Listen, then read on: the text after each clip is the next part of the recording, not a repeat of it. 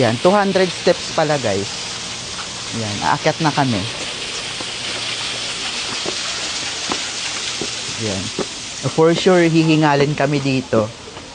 Ako pa naman, hindi pa naman ako sanay sa mga ganito. Pero, since 200, kakayanin. Kakayanin guys. Good luck talaga sa may mga gout. Sa may mga rayuma. Yan, pag meron kayo niyan, kailangan magbaon kayo ng gamot. Kasi, ayan guys, so tingnan nyo. Mataas din siya kasi 200 steps din. Nakakapagod din. Tapos habang umaakyat kayo dito, makikita nyo rin yung view ng Chocolate Hills. Ayan guys. Tapos dito pa lang ako sa may, wala pa sa may 1/4. Ayan. Tapos meron din pala dito guys, so Chocolate Hills, meron din dito. Hindi lang sa kabila, meron din pala dito. Ayan. Tapos